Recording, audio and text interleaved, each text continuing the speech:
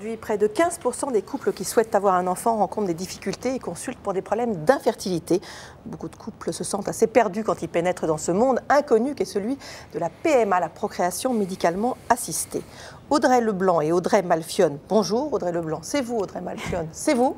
Voilà. C'est un milieu que vous connaissez bien, toutes les deux, vous avez été confrontées à ces problèmes et vous avez décidé d'écrire ensemble donc, le guide de survie à l'usage des couples infertiles. Ça vient de paraître chez Jacob Duvernay.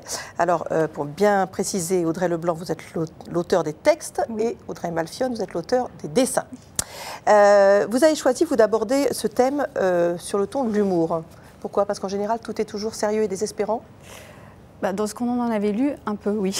Ouais. Alors, il y a les livres médicaux qui sont très bien faits, mais qui sont sur un ton sérieux. Puis il y a des témoignages aussi. Mais il n'y avait pas... l'humour en PMA, c'est pas courant. C'est votre parcours de PMA qui a fait que vous vous êtes rencontrés ou vous vous connaissiez avant? Non, en fait, moi, j'ai découvert d'abord le blog d'Audrey en me renseignant parce que j'étais dans une période où je me posais beaucoup de questions, je comprenais pas tout. En faisant des recherches, je suis tombée sur des blogs et très rapidement sur celui d'Audrey.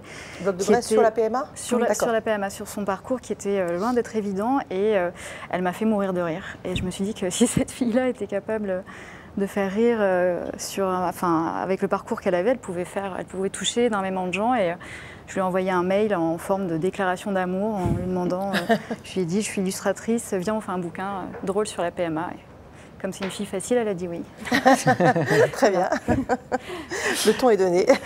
Ça vous a donné plus de liberté de ton, d'être toutes les deux dans la même situation? Oui, je pense, oui. Parce qu'on sait toutes les deux de quoi on parle, on traverse les mêmes choses, donc forcément, on a moins de barrières. Donc, Ce qui a l'air assez compliqué, ce dont vous parlez là, vraiment aussi sur le ton de l'humour, c'est la réaction des autres par rapport à ce parcours qui est compliqué. Oui, Pardon la question. Oui, parce que les gens ne connaissent pas. Donc forcément, il y a beaucoup d'idées reçues sur l'AMP, avec des phrases qui reviennent sans arrêt. C'est dans la tête, il ne faut pas y penser, ça viendra tout seul. Ce qui doit être exaspérant à entendre. Oui, parce qu'une fois ça passe, mais quand c'est 10, 15 fois, au bout d'un moment, on en a un peu marre. Et puis parce qu'en plus, c'est pas spécialement fondé. On ne fait pas des fécondations in vitro pour le plaisir. Donc il suffisait de partir en vacances pour tomber enceinte, on l'aurait fait depuis longtemps. Ça se saurait, oui. Voilà. Et puis, non, en même temps, c'est normal. Les gens, ils sont confrontés à quelque chose qu'ils ne comprennent pas. Et donc, forcément, ils disent un peu ce qu'ils ont entendu dire, ce qu'ils croient connaître de l'AMP. Mais voilà. Tous les sujets ont été facilement abordables par vous? Vous êtes dit, est-ce qu'il y a des thèmes dans le livre qui ont, soit en dessin, soit en écriture, causé plus de difficultés sur la façon de les aborder? Quoi dire, jusqu'où aller dans l'humour ou dans les explications scientifiques, j'en sais rien. Alors, moi je dirais les relations de couple, parce que le couple souffre aussi pendant toutes ces années. Donc ça c'était un peu délicat. Et puis le fait que tout le monde ne ressortira pas de son parcours d'AMP avec un enfant. Et que ça, il faut arriver à le dire sans décourager les gens non plus, mais sans leur donner de faux espoirs. Donc, voilà. Et en dessin, tout est dessinable? Avec les textes d'Audrey, oui. De toute façon, c'était le but, c'était de faire quelque chose qui n'existait pas. Donc Audrey a une plume, moi, que j'adore et qui, je savais, allait toucher ces gens-là et puis ceux qui n'y sont pas confrontés directement. Donc non, au contraire, il fallait y aller et il n'y avait aucune restriction. Je pense que c'est ça qui a plu aussi. Les hommes ne sont pas oubliés, ni dans les dessins, ni dans le texte. Ils sont très présents. C'est une histoire de couple, d'abord. C'est très drôle d'ailleurs les dessins où il y a, des hommes qui vous êtes en train de me dire par-dessus votre épaule. J'aime beaucoup. Le monde médical a pris comment votre guide? Est-ce que les médecins avec qui vous étiez en contact l'ont lu? Comment ils l'ont? Moi j'ai eu un seul retour, toi je sais pas. J'ai eu un seul retour qui était très positif d'une psychologue que je vois dans mon centre et qui a trouvé ça super. Qui trouvait que ça manquait aussi. Donc non, pour l'instant, que des bons retours. On croise les doigts. Alors, on peut le dire, vous ne me cachez pas, Audrey, aujourd'hui vous êtes enceinte. Oui.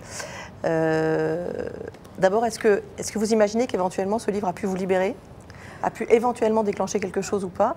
Alors ça, j'en sais rien. Et comment vous le vivez aujourd'hui après tout ce parcours? Il y a un sentiment un peu de passe-moi, je rêve, quoi. J'ai toujours un peu du mal à y croire. Beaucoup d'angoisse, ça c'est assez fréquent hein, chez les femmes qui sont passées par l'AMP. Les premiers mois, on est. Il y a du mal à y croire. Ouais, et puis on a peur des fausses couches, on a peur des complications, tout ça. Et puis, mais bon, enfin, c'est la joie qui domine. Et puis le soulagement aussi de se dire, tiens, c'est marrant, j'ai des choses qui sont allongées dans mon planning, j'ai plus de rendez-vous médicaux tous les 2 jours. Ça fait du bien aussi. Ouais. Pour écrire et pour dessiner, vous avez demandé un peu leur avis, un peu des discussions aux hommes ou pas? Comment ça s'est passé? Déjà aux nôtres. Oui. Oui, on a essayé, bien sûr, d'avoir leur point de vue. Ils ne parlent pas beaucoup, les hommes, en général. Oui, c'est l'impression qu'on a dans tous les témoignages qu'on recueille sur la PMA, c'est que c'est quand même beaucoup les femmes qui s'expriment. Oui.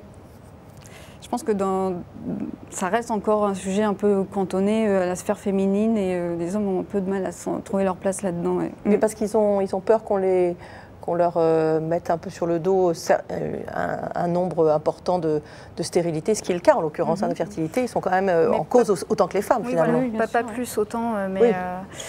Enfin avant, dans leur tête, c'était 0 quand même. Voilà. Hein. Oui, alors donc, oui, c'est un mythe. L'infertilité masculine, c'était un mythe, enfin, on nous l'a quand même souvent dit, entre les lignes.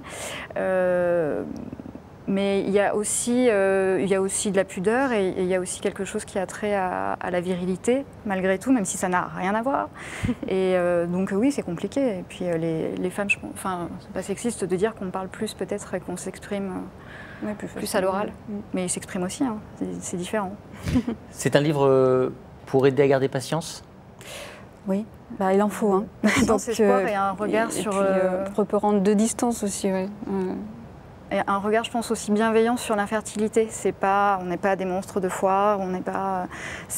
Puis on est partout. Je veux dire, il y a un couple. Si c'est un couple sur 6, c'est une personne du coup sur 6 environ qui est confrontée à ça. Et voilà, les gens ce sont pas des petites choses tristes dans leur coin. C'est aussi des gens qui ont de l'allant et qui est combatif et drôle, j'espère. Ouais. Oui, c'est drôle, franchement, oui.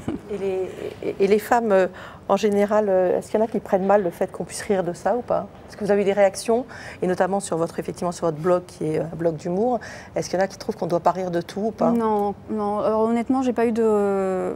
Il y a des gens qui ne comprennent pas l'humour, mais enfin ça... Mais tous les humours, oui. Oui, voilà. Mais non, les réactions sont très positives et au contraire, c'est un côté presque libérateur. En fait, pouvoir en rire, c'est que bon, ça va, la situation n'est pas si dramatique que ça. Donc, c'est l'impression que vous avez aussi? Oui. Ouais. Non, il y a eu. Enfin, moi, j'ai rencontré aucune réticence ou aucune critique de ce côté-là. Enfin. Puis je pense que l'humour, ça aide à faire passer plus de choses. Il faut que les centres de PMA l'achètent pour que ça soit dans les salles d'attente. Ça va permettre aux femmes de patienter en souriant et aux hommes aussi. Oui, aux hommes aussi, oui. On rappelle le titre. Merci Guide beaucoup. de survie et l'usage des couples infertiles. Audrey Leblanc et Audrey Malfionne, ça c'est le seul problème quand même. Les 2 prénoms communs, c'est bien pratique. C'est aux éditions Jacob Duvernay. Merci beaucoup à toutes les deux. Merci.